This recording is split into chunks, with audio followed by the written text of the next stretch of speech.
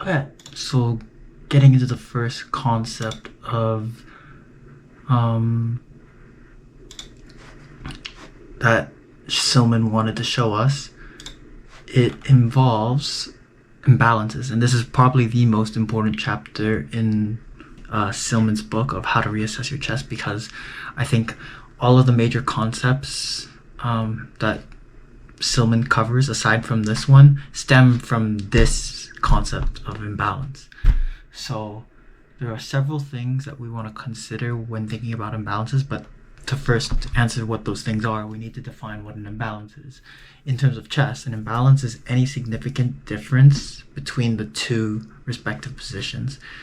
The major example, or the major imbalances we consider are the superior minor piece, the pawn structure, space, who has control of space, who has more material, controlling who has more control of a key file that may be important. Remember that files are vertical, or files are columns along the chessboard.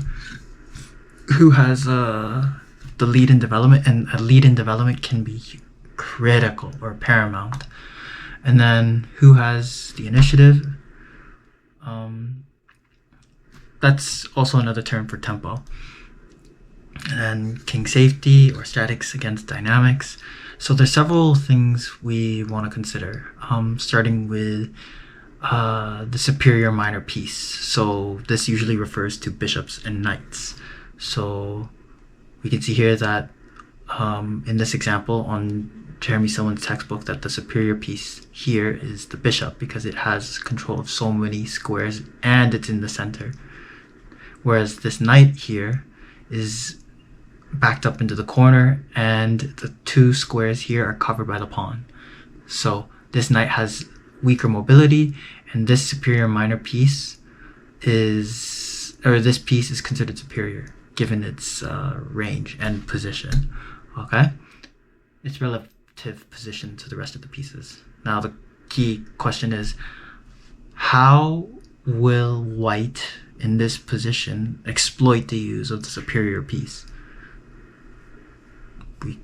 That's a good question. Maybe we could prioritize pushing pawns up, or we could prioritize moving other pieces around, and cover these squares. There are many ways for white to exploit this position. That's just the key idea here, because the minor piece is taking control of the center. Okay. Pawn structures. This one's a bit of a complex example because there's many different types of pawn structures. But in this particular example, we can see here that this pawn is a passed pawn. And because there's so many pieces covering these squares, this passed pawn will be able to promote at some point if white finds the right set of moves. But the problem is, how is white going to exploit that? It comes, in this case, I think it comes in a stepwise scenario where white needs to place these pieces closer to where the pawn is and attack other pieces so that other tactics can arise. But there will be force moves. It all just comes down to checks, captures, and threats. Once you figure out that this pawn has a major advantage. Okay. Space. This is an important concept where the space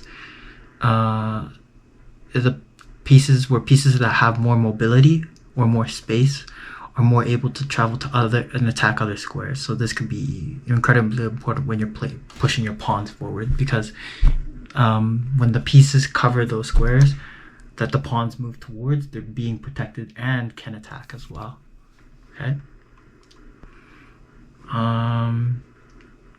Key files, stacking your rooks essentially.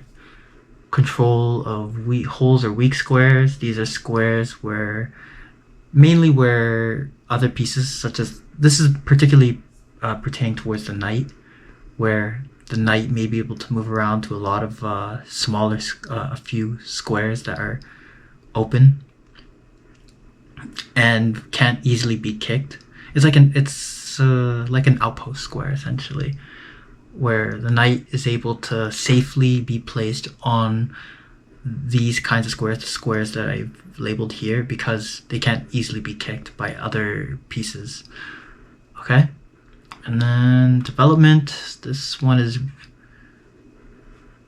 development usually just means getting your pieces into a more active position. Essentially, you need to be able to do that safely. That's the key idea here. And then taking the initiative, tempo. Who has tempo, essentially, is the question.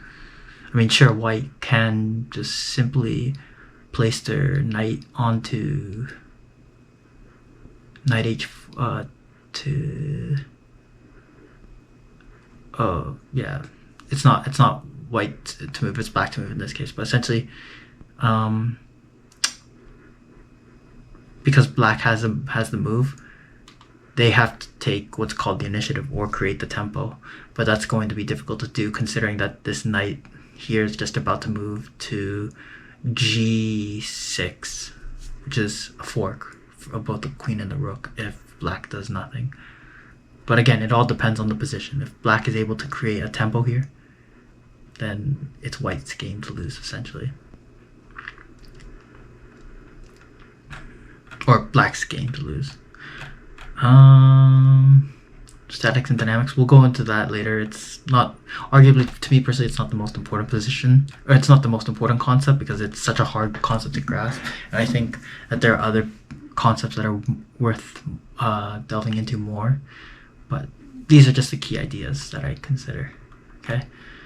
How to figure out your position. So from my overall takeaway from this, the idea is to exploit these imbalances and be able to recognize them, because you can't take advantage of these imbalances if you don't even know what these imbalances are. You're obviously thinking about these things in your mind in the moment when you're playing the game, but I just wanted to refresh my mind, I guess, and make sure that I have an intuitive idea of how imbalances work. Okay. My pieces should be, by ensuring that I have the tempo, the ideal move order. So again, taking the initiative. And the question is, can my pieces develop a coordinated attack quickly to cover the position before my opponent can? That's, again, the theme of development. I think development is the most important theme I need to consider in terms of chess, because if I mobilize my pieces correctly, then before my opponent can, then my opponent will be able to have enough time to respond to the attack. Okay, so this is how to figure out my position or progress in the game. So, or in essence, figuring out how to talk to the board. This means briefly and periodically assessing my opponent's motif. This assumes assessing my opponent's threats across the board, and I should be able to do this efficiently with the time that I have, and subconsciously too. When we play, we're going to be playing rapid games, about 15-10, so high quality games. And then once I've considered my opponent's position, I want to determine the imbalances currently present. I'll reflect as I look through the position. Okay, we'll play slow games, and then my next moves, either one move or a series of moves, should be taking advantage of the imbalances present. And this is, in summary, the imbalances that I believe to be the ones that I assess most frequently. It usually involves development, pawn structure, targeting weak pawns with my squares, my pieces, controlling files when possible, and allowing my knight to take control of holes or weak squares when needed. And then it's just another form of development. And then addressing my king safety. Is my king centralized or is my opponent's king centralized? If so, I should be taking advantage of that and trying to put as much pressure on that as much as possible. How that looks can vary, but again, we'll see. Okay, that's the first chapter.